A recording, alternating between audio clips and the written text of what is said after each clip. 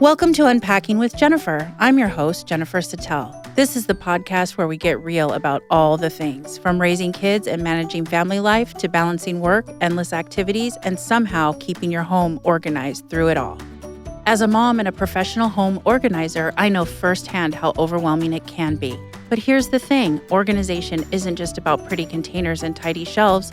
It's about creating systems that work for your busy life, so you can spend more time enjoying your family and less time searching for lost shoes. Each week, we'll dive into everything from decluttering your home to simplifying your schedule, handling the chaos of kids' activities, and finding that elusive balance between work and family life. Because let's be honest, we are all trying to figure it out. So if you're ready to unpack the mess, both inside and out, let's jump into this week's episode. Hi, welcome back to Unpacking with Jennifer. I am so excited to talk to you guys again. Today, I have a fantastic show. I'm going to cover a few things. Like I mentioned with unpacking, it's not only organizing, which is my passion, but it is a few other things, and I am going to touch on some of those. I'm just going to give you a little reminder. If you do like what you're listening to, please follow me on Instagram or subscribe initsproperplace.com. If you have any questions, that's a great place to send a message. Thank you so much, and I am very excited to be here. So a couple things. I've actually had some people that have been listening reach out to me and just give me like funny things to talk about, ideas. They love this and they wanted me to discuss this because of my background. And as I've mentioned a million bazillion times probably already, so just know that I don't forget what I say, but you might hear some of it again, is my background was visual presentation and space planning in corporate America. And one of the things was to kind of talk about corporate America because, when you're working for somebody, I think a lot of times we try to always think we're going to be our own boss because maybe your boss pissed you off by something they said and you're like, I really don't want to be here. And there's been many instances where I've sat at a job and cried because I didn't want to be there. And you want to be your own boss and all of those things. And I told my story about how once I was pregnant, that was kind of like my epiphany. Once I had my daughter, I was like, I can't do this. And one of the frustrations that I had with corporate America was, and it's not a bad thing. It's just what it is. It's just a lot of drinking the Kool-Aid. I'm not a big drinker of Kool-Aid. I feel that there was a lot of things that were scary when you branch off into your own business because you just followed this. Like you had a boss and they had a boss. And, I was in retail for a while too. And you have the regional, the this, the that, you had store visits, you had all this stuff, and it was great. You jump through all of these hoops. And one of the things that was very kind of deflating was I had this job for about 6 years, and I absolutely loved it. I loved the company, and I loved it. And I loved, all of the things about it. And, I know that you go into a job and you think you're probably more qualified than you are for the position that maybe you got. You know that you can do a lot of things, but they felt this was the best position for you and it's great. But some of the stuff you feel like, well, I do know that. I do know how to do that, blah, blah, blah. Okay, so with that being said, you would have these visits, corporate visits, let's just say, and you would spend a week prepping a store, or if they were going to do a market tour, let's say, and they're going to look at all the new displays and all the new fixturing and all the new product and all the new this and all the new clothes. And you would do all of this stuff, right? And you'd have a tour and you'd have to be like, you'd have to know, metrics and all this stuff. And, you had to be dialed in. You had to do this. And you had a lot of pressure from your boss's boss as it goes up, the ladder. And you would do all of these things. And this was one of the things that was just so defeating, I felt, was jump through hoops, drink the Kool-Aid. You would do all of those things. And then at the end of the day, they would tell you what was still wrong with the location or what needs to be changed. And never like this positive, like you can see the work that you did. So let's just say, for example, it was a store I worked for a brand in a store. I did not work for the location. So you have a store that's, 50,000 square feet, and we would have, let's say, 5,000 square feet of that store with the brand that I worked for.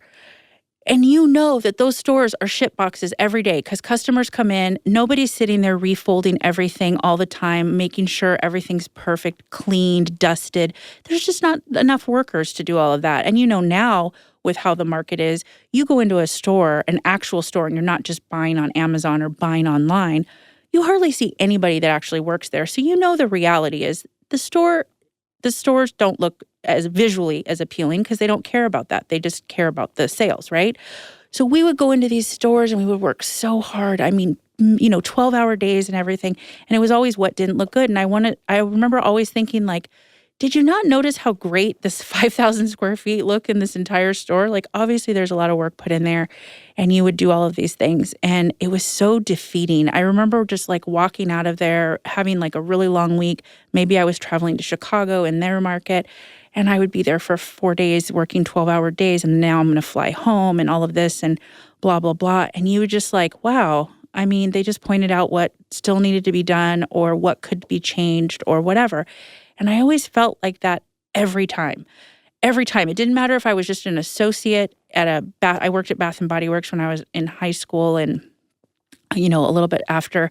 And the same thing. It's not a bad thing about the company. It's just how it is. You'd go in, you'd work really, really hard. You'd clean, you stock the shelves, you do all the stuff you're told to do. And then it would be like, well, I noticed, there's this one bottle that was turned to a 45-degree angle and it really needs to be and you're just like, that's what you noticed out of all of this work? So along those lines, you would get beaten down. I felt like I got beaten down, and I was in corporate America for about 20 years. So imagine like retail stores, the reality versus when you're sitting in a corporate office versus being in a store. In a store, your blood, sweat, and tears, this is the time when the malls would open, and you would have banana crazy foot traffic and just messes and craziness. Now you go and everybody's ordering online. It's kind of sad how retail is completely kind of died. But you would really put in all this effort, or they would tell you, if you do this, this, and this, if you follow this, here's your plan for the next year. I want you to check off these boxes. If you do this, if you have a successful this, if you have a successful audit, if you have whatever the shit is that they're asking you to do, and you would do it, then you can possibly go up to the next position. And there was always that carrot dangling, right? Carrot dangling, carrot dangling. And I was doing stuff at every job that I did. I'm sure I thought I was better in some areas and I thought I knew more than maybe I did. But in certain roles, I really nailed it. And I knew that I was at next level in certain cases. And I did all the things. I checked all the boxes, and you're drinking the Kool-Aid, and you don't even like Kool-Aid, but you're drinking the freaking Kool-Aid, and you're being nice to people that aren't necessarily that nice to you, and you're smiling and you're shaking their hand and you're this and that. And then behind their back, they're telling somebody, yeah, they're not ready to be in that next position.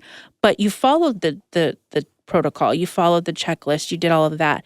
So it kind of made me think when I heard that feedback talk about corporate America and how that was, because, we want to sit back and be our own boss and have our own hours, and we think we're just going to, buckets of money are going to fall, and you're just, it's not like that. Corporate America is a structure, right? It is a structure, and a lot of these businesses have been around for a very, very long time, and, but you're answering to 75 people, 75 cooks in the kitchen, 75 people dissecting the stuff that you're doing. And at the end of the day, you're not really going anywhere with the job that you had to go to the next level. And I always wanted to go to the next level. I wanted to go to the next level, especially with like visual presentation. That's like my passion. And that was like so heartbreaking because I'm like, well, I've done all of this. Now I want to go to the next level. And so that's kind of defeating, whatever. It's not a heartbreaker. It's just part of life. It's part of the journey that you take. If you get into corporate America, it's fine. It's totally fine. It's structured. People like the structure of it. They like that they get 3 weeks vacation or more. They like that they can have, sick days. They like this, they like that. And then there's 10,000 things they don't like, but they like the structure. You don't have structure when you're your own business owner. There are days where I can take off, and I've talked about that before, flexibility of my schedule, of my day. Or maybe I just take the day off and just say, you know what, today, I don't want to do anything today. I don't want to work today. and that's obviously a plus, but it's not just like sitting back, like I own my own business, I'm my own boss. You have to put in the work too. You put in a lot of work, and you're taking bullets left and right and hoping that I'm so lucky. I'm so, so lucky that, in May, it'll be 9 years since I started this. And I never in 100 million years thought it would last this long. I wanted it to, of course, but, job frustrations being in corporate America, like I had a epiphany because I had my daughter, but I was always thinking that for a while. Like um, there was a position when I came back down. I was up in San Jose for almost 6 years, and I came back to the LA area, which is where I grew up, and I applied for this job. And it was a director of visual merchandising, and I was so excited. What the company was itself, I was not interested in. It was actually for it was like a medical scrub company, but I wanted the title. I wanted the director title. And I was so excited. It was going to be a new position. And they saw my background and my history, and I was ecstatic. I could not believe they wanted to interview me. I did like 3 interviews. I was with the CEO. I was with the owner. I was with the, marketing, the head of marketing, all of this, top people, head of HR, all of this. And I'm sitting there and I'm telling them my experience, and it was amazing. Within the first week, I said to myself, this isn't anything that they said. And they basically told me I was going to run this program, and come to find out I wasn't going to run the program. And then I had this like partner who was on the other side of the country. So she was like East Coast. They said, oh, it's going to be East Coast, West Coast now. I'm like, well, she's worked for this company for 11 years. You think she's going to be open to listening to someone who's 30 years younger and has all these great ideas and came from these like top, I came from some top companies at the time. And she's, kind of, she's older and a little bit set in her ways and whatever, but I was open-minded, and it was the worst fucking experience of my life. It was the most painful experience of my life. And I shed a bazillion tears. And I counted all the tears that I shed, because I was like, this was not at all what I signed up for. And when I said something, they didn't really care. They were just like, oh, well, I'm like, I didn't even know there was another person. You're telling me I'm going to be a director of a new department, and you're telling me she's also a director. So it's not a new position. She's a director. You want to split it up. And, kind of felt like there was a big lie there. So I was so excited, and I went from the highest high to, please someone run me over and rusty nails in the middle of the freeway, because I can't even come to this place anymore. And I actually did something that, I'm not proud of, but I didn't give my notice. One day over a weekend, I was miserable. I was like, this is not life. I cannot do this. And I'd been there a little over 3 months. And I went in the morning. No one was there, because they had different hours, because there was like a call center and, stuff like that. And I just went in and left all my stuff on the desk. I wrote a, resignation letter. And I said all the things that I felt that I had said before, and kind of typed it up. And that was it. I didn't give a 2-week notice, which I never had done before, because I was always taught never to burn a bridge. Never burn a bridge. Even if you want to slice your eyelashes off and just burn them up, never burn a bridge, because you never know who you're going to run into, which is so true. I used to think that was a crock of steaming shit, but it's not. I would be in retail merchandising land. I'd be in Chicago. I'd be in New York, I'd be in Florida, and I would see someone that used to work at the same company I did that's like, I remember when you were the blah, blah, blah. And I'm like, I remember when you were like my boss. And now you're like the VP, and I'm actually having to do a presentation for you. So it was truly honest, like never burn a bridge. And I did that. I burned a bridge with that. I mean, I just quit. I didn't give a notice, and I had so much guilt. I literally thought I was having like an ulcer for like that weekend, because I was miserable. The pay was good. I was like, oh my God, this is so great. And it was just a steaming turd. And I felt so guilty. And then I got pregnant, and then the epiphany happened. So I think it was a buildup of just being exhausted with people telling you what to do, and like jumping through all these hoops, and, making you feel kind of like they hired you. They're so excited for you. But then I kind of felt like a piece of shit, and you're definitely expendable. Like, People think, oh, they would die without me. No, they wouldn't. I can assure you, no one is dying if you leave the role. And I did never believe that until the last probably 5 years of my retail world. I'm like, I could literally not show up and no one would care. But when you're in it and you're like, I'm so good, I'm this, I'm being asked to do all these special projects because they know my work ethic, they know my skill set. And then at the end of the day, no one gave a shit. No one really cared. And I wanted them to care. And that's the thing with corporate America that's so defeating, I feel. And to bounce into your own business is really challenging. It's not for everybody. Some people do need that structure. I am not somebody that needs structure like that. I need structure in other areas, but I had to learn. And one of the things is when you're in corporate America, they tell you what you're doing. They give you your little binder and you do like videos, or they talk to you and you have somebody that trains you. They train you for like 2 days of like a high level position. And they're like, you're supposed to know everything in these 2 days that we're together. And you're like, great. And then when you don't do it, you were like, oh, well, I didn't know that. They're like, well, didn't you train? And you're like, yeah, for 2 days. I mean, this person's been here for 100 years and you want me to take over and you're giving me 2 days of training. But when you have your own business, it's a lot of trial and error. And believe me when I say this, I have made many mistakes doing this organizing, not necessarily the actual form of organizing, but, some of the methods that I did, some of the like supplies I used and, how I handled new clients and like things that I kind of, I wasn't like, I'm really good at what I do. And I kind of like sold myself short in the beginning and maybe didn't do enough advertising in terms of going to networking events. I really tried to do all of that, but I was a new mom. And now I see like maybe I would have handled a few things differently, some projects that maybe I would have charged more because it was a hoarder house situation, or it was some things that a lot of people wouldn't even touch. And it doesn't matter. We all make mistakes. It's not even that it was a mistake. It's just part of learning. And I never regret being in corporate America. I think it's exactly what I needed for my journey of my work life. And I don't believe in regrets. I believe in everything happens for a reason. This is the path you're going to take. And you know what? Sometimes we think we're going to be on that path forever. And one day you can just be like, fuck it. So going back to that moment that I just said 1 second ago, I had another epiphany. So 2 times in my life, I could truly say where I had an epiphany. I worked at Bath & Body Works for 7 years. 5 of those years were part-time, just like weekends, holidays.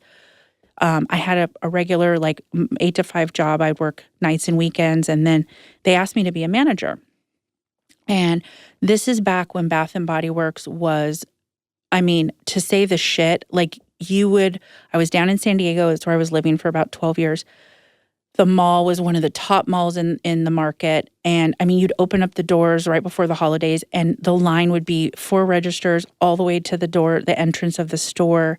Crazy banana town. Okay, you would die. Like time, I've never been in retail where time went so fast during the holidays. It was crazy, absolutely crazy. And it was good. It was exciting. It was fun.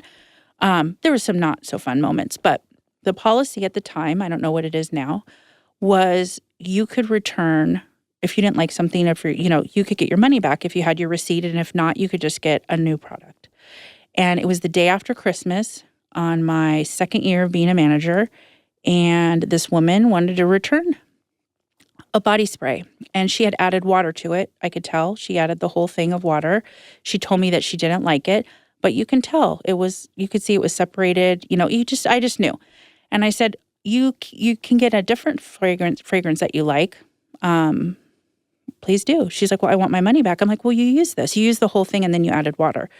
She got so mad at me. She threw the bottle and it hit me in the forehead. And I did not cry. And I have to say, that was the hardest thing in the world because I was kind of embarrassed because this was when there's 4 lines of people all the way to the door. And I was kind of embarrassed. I was really shocked and I was pissed. I was really mad. And one of my downfalls, many downfalls that I have, is when I get pissed, I cry. And I hate that about myself. I wish I could hold it in because some people think like, oh, she's so sensitive. She's crying. I'm like, no, because I'm so fucking pissed. I want to throat punch you, but I can't do it. So what I can do is I could smile. And then another manager came up and just kind of swooped in and everybody in the line right at the register. And then she walked away. She threw it, hit my head and walked away. And everyone's like, oh my God, are you okay? Are you okay? And I was totally calm. I was kind of embarrassed. I'm sure my face was like purple red. And then one of the managers came up and just switched with me, kind of swooped in, took my spot, and I went in the back room. I cried for about 2 minutes. The next day, I shit you not when I say this, the next day I called the school, a college to a community college local so I could finish getting my associate's degree. Then I went on to get my bachelor's degree, and now I'm in the process of possibly getting my master's. But I literally needed that fire under my ass, and I did it, and then that's how I was able to go and get my fashion degree, and then went on to get, business marketing, all of that stuff, whatever. But that was the path. The woman threw the fucking thing at my forehead, and it hurt, and it did leave a little mark. I don't regret that. It was a moment that I needed to have in my life because I, at 21 years old or whatever, I was making like such good money back then. I mean, this is a long time ago. I was making so much money. It was crazy. Now I spent it all on probably like lip gloss and like going out, but whatever. It doesn't matter. I did it. I have no regrets. Even this woman throwing a shower gel at me, it didn't deter me. It's just part of life. It's part of the lesson. It's part of the journey. Corporate America taught me so many things. The companies I worked for, I was so lucky to work for. And I have no regrets about it, but I do understand that it's hard. It's exhausting. And there's so little appreciation. I mean, I'm not a big person. Like, you don't need to say attaboy and, oh, good job. But you want to know that they notice. And you want to know that when you give me a checklist that says if you follow A through Z in the next year of your plan being with us, you have an opportunity to go to the next level. And I never saw that. It was very difficult. And then you would see these people from the outside signing up, doing their resumes, filling out applications, and they're coming in and they're making $30,000, $40,000, $50,000 more than you would have made in that role because they were from the outside of the company, because they want to get these people from different companies, bring them in and elevate them, because you're not going to pay that from within. And that was another thing. You're like, well, this is just defeating. So there's some good and bad with everything. I have zero regrets with being in corporate America. I loved the hustle. I could not imagine traveling as much as I did now, and I love to travel, but there was a period of time I was traveling every week, Tuesday to Friday, every single week, except during the holidays. And that was very, very exhausting, but also I got to see some cool places. And I'm a Yankees fan, and a lot of times it was in the summer, so I would get to also sync up with the Yankee schedule wherever I was, in Chicago or in Minnesota or whatever. So I was like, hey, I will travel if I get to see the Yankees. And don't hate me for saying that. I'm not a Dodger fan. I don't hate the Dodgers. I'm just not a Dodger fan. Don't hate me for that. Still follow me. Still subscribe. Still like, because I promise you, I don't hate the Dodgers. I just am a Yankees fan. That is my story. And that is something about corporate America that, a couple people had asked me to touch on, because a lot of people are still in corporate America thinking about possibly start doing something else. And it's scary and it's hard and you lose that structure. But you know what? I feel like 25,000 pounds of bricks would come off my shoulders right when when I wake up in the morning. Yeah, it's still hectic. I have a crazy schedule.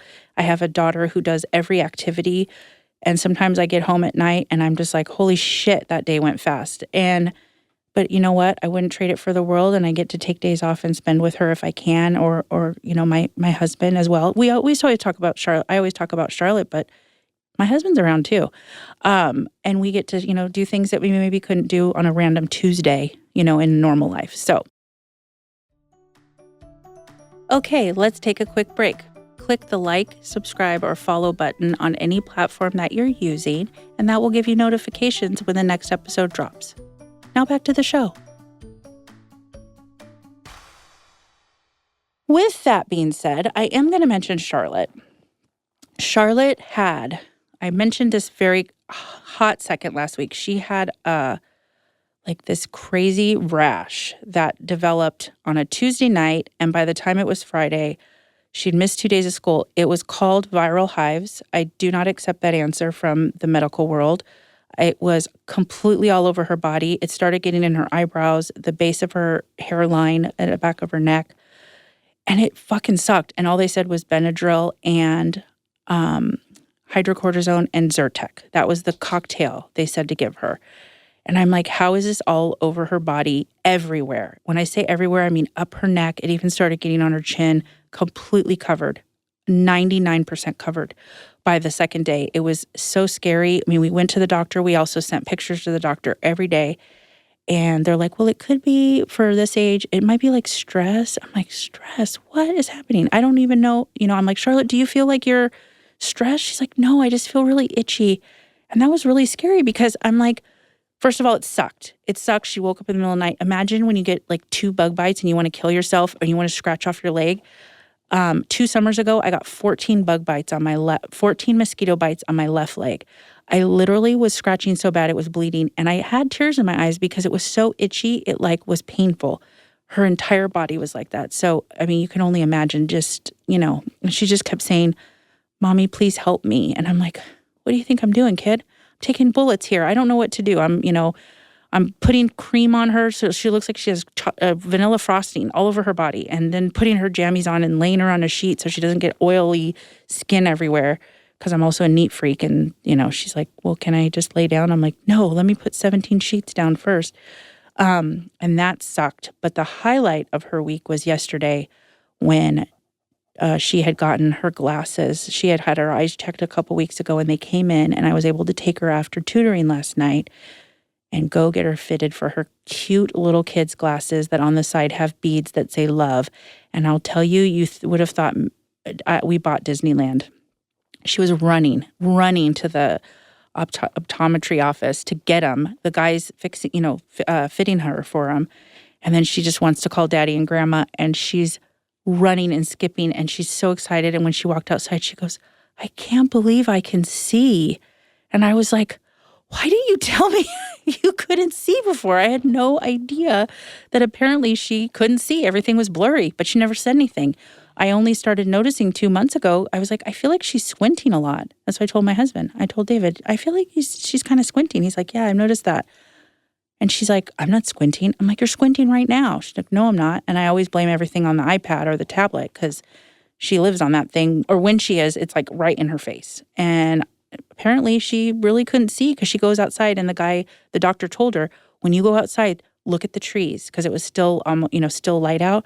Look at the trees. That's when you'll notice. And she went outside and she walked outside and she goes, oh, Mommy, the trees are so clear. And you would have thought we bought her Disneyland. It was really cute. And she's so excited to wear them to school today. I pray, because we know kids sometimes suck. And I just pray that no one makes fun of her for having glasses, because she looks like the cutest kid in the whole world. And that's my story, and I'm sticking to it. But yeah, that was really fun. It kind of made up for the shitty week we had last week with the hives and the whatever. And I pray nobody ever gets that. It was crazy. We don't know what caused it. Everyone asked, is she using something? No, she eats the same 4 fucking things. She's going to die with like ranch and chicken nuggets, next to her. And it was nothing, no food relation. We don't change a lot of stuff just because she is also a little sensitive to things changing on her skin. So it really sucked. So I definitely had a couple shots during the week after those nights of not sleeping. Okay, I'm going to talk to you about one thing I'm going to kind of swing into in an organizing capacity, even though we're unpacking. I'm just kind of unpacking everything that's been going on, and it's just a big run-on sentence, but that's okay. I'm going to talk about kids' bedrooms, and I'm going to talk about furniture in kids' bedrooms. So, again, all the stories are different. All the situations are different. Some people, the kids' bedrooms are bigger than my house. Some people, the kids' bedrooms are the size of a master bedroom. It just depends. But on the average, fairly regular. But you sometimes transition the kids' furniture, the baby furniture, and you don't want to buy a new dresser or a new changing table. You just take off the top, you do this. But the room is small. And now they're getting a little bit older, and sometimes they have toys in there, and they have all their bullshit and their treasures and all that stuff. You have these big, like, footprints in there. I call it your real estate. You have to be really mindful of the real estate that's in your room, because you had those 2 dressers, a tall dresser and maybe the long dresser before. But they have all this other stuff, and then they have a bed, and maybe they have a desk. And you can't walk in there. So one of the things I like to talk to people about is taking one of those, depending on how their closet is. If their closet's just a normal, like, one hang bar across, it's not fancy, it's not a custom closet, it maybe has one giant hang bar and a shelf on top or whatever. That is a great way to put one of those dressers in the closet if you can. Usually I say the tall one just because it usually can fit in on one side. And that's a great way to give them a little bit more floor space in their actual room. And also, their clothes, a lot of them are in the drawers anyway.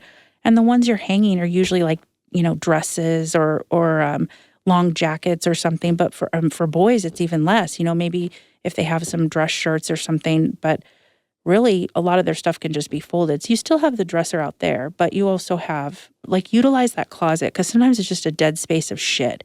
And they have crap everywhere in every bin, now that they're getting older. Sometimes, like I said, it's trash. It's just old crap. And it just goes in there and you push it in the closet and you push it to the side and you push it to the side.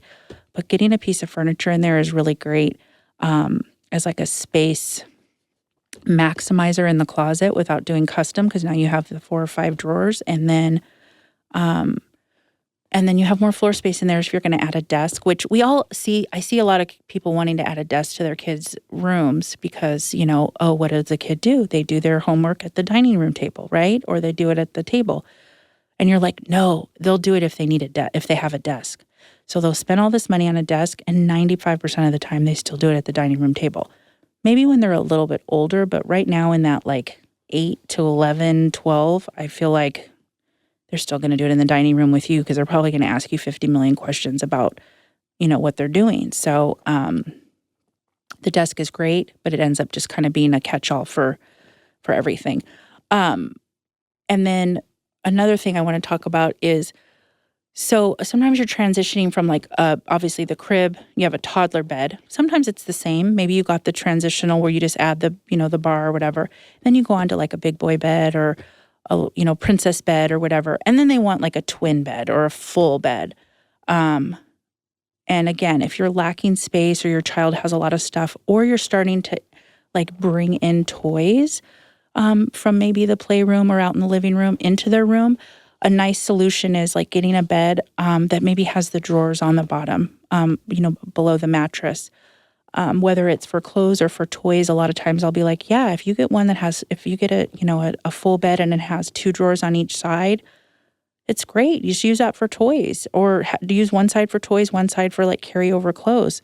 But try to be smart with that stuff, because in these rooms that are a little bit spatially challenged with all the stuff we have and the furniture and all those footprints, you just want to be mindful of making the space count. Is it always going to be neat? It's not always going to be neat, but at least you have a space for the toys or the clothes that maybe don't fit in the drawers. Maybe you only have one dresser. I mean, I don't know. My daughter has uniforms, so now that's an added dresser. An added drawer to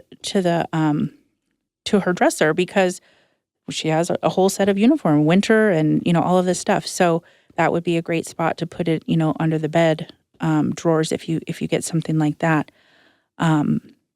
There's so many things to do in terms of maximizing your space. If you do have a desk and maybe they have some books, but not a lot, you can add a shelf or 2. You can, for display pieces, which I think I've mentioned before. There's so many things, and I can talk your ear off about it, but I wanted to just talk about the furniture aspect. A lot of times people had the cubbies that we've discussed in previous ones, especially when talking about the playroom. The cubbies are also a great thing because if you had it the long ways, you can turn it upright. You can turn it vertical. And vertical, I do know what I'm talking about. And you put it up there, and then you use those cubbies, and maybe you still use those bins, but maybe you put shoes or maybe seasonal clothes like swimwear or, sweaters or winter, the thermals and stuff for winter wear. You put those in there, and you're not buying more stuff. You're not spending more money. You're just using what you have. But the closet for kids is a great spot to kind of move those bigger footprints and maximize the space in there. For my daughter, I have a full dresser in her closet. And then she has shirts and she has jackets, and then some of her dresses that are just folded in half so they're not just hanging. And then her dresser's in there because her actual room isn't that big. It's fine, but it's not that big.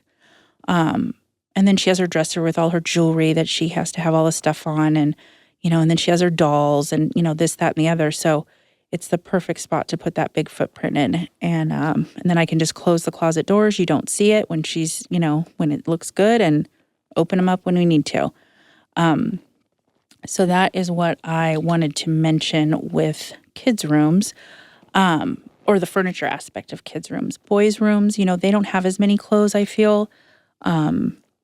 So, you can use it for other things, maybe toys, Legos, the drawers for Legos, putting them in bins in the drawers or something and keeping it in there so it's not just everywhere. They know it's in like the bottom drawer of the bed or in the dresser. But they are going to start transitioning toys that aren't actually in your main area, which will be wonderful. I don't want Charlotte to ever get bigger. I want her to be little. I actually want her to be like 3 or 4 years old forever. But I will not miss all the shit. I'm not going to lie to you. I will not miss it. So if we can transition some of that from her playroom and then bring it into her bedroom, and then eventually she's not even going to care. She's not even going to use it anymore. She's going to be on her tablet, and she's going to be talking about skincare and showing off her cute glasses. And she's so cute. I love her.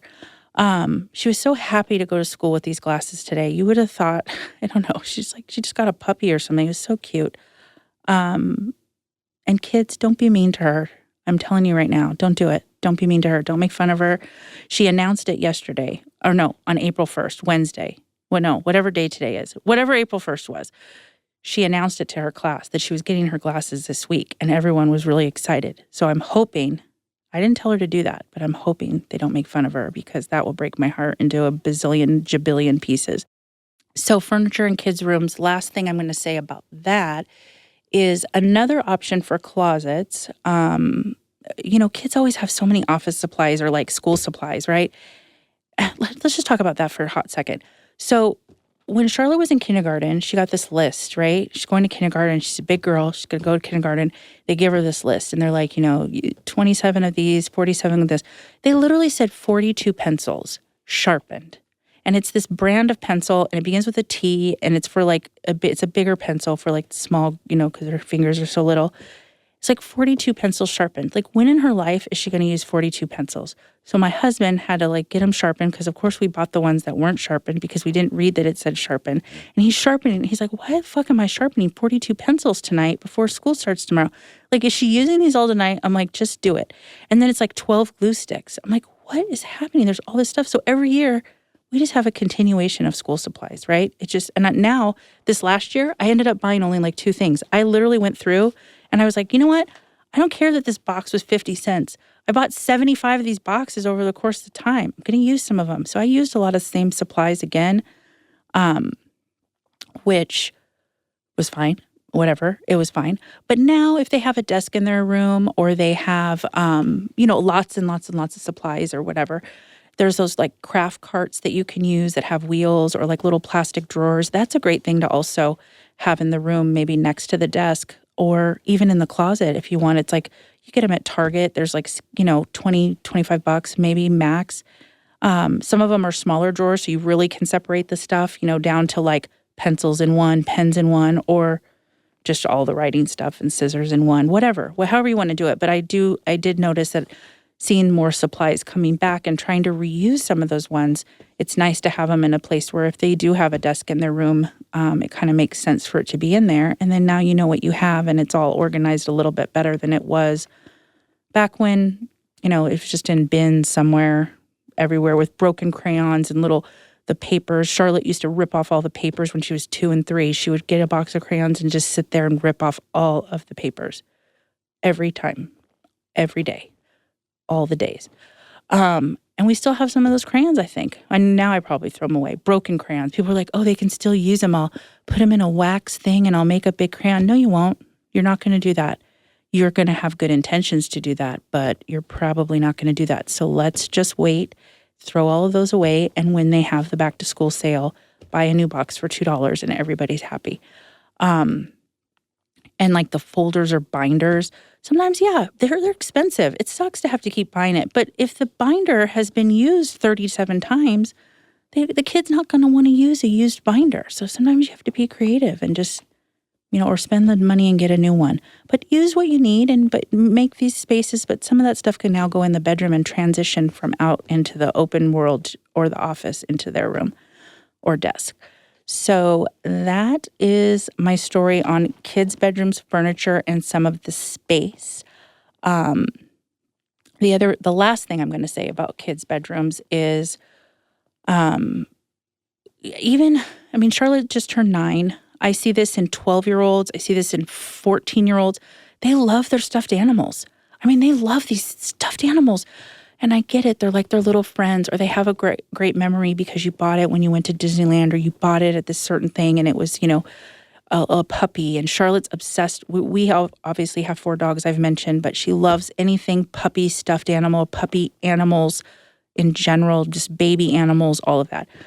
But in a bedroom, you can't have 10 million everywhere. There's no space. But what do? We can get those hanging mesh things if you want, or there's some but if you're limited on space, you don't really want to add another footprint to the floor, but you can get those big baskets depending. Some have 500 stuffed animals, and they're like, my kid will not separate with one of them. And I'm like, really? Do they know all the ones they have? Because my trick is you keep the good ones, like the Squishmallows or maybe any of the Disney ones, and then all the other little shitty ones that they get in their Easter basket that are so cute at the time. But now you're like, give them to somebody else.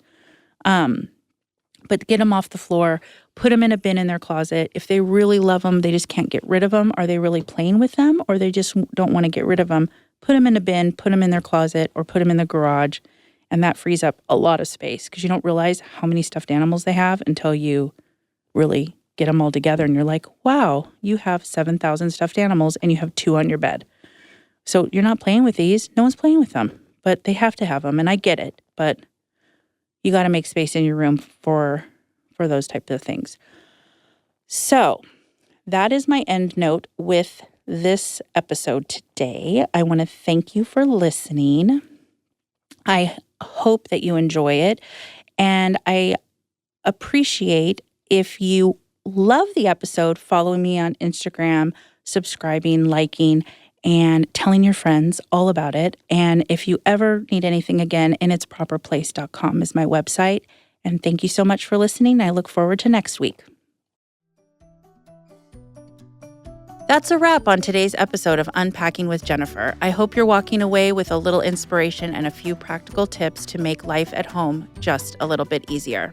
If you love the episode, be sure to subscribe so you never miss a new one. And if you found it helpful, I'd love if you left a quick review. It helps more moms like us find the show.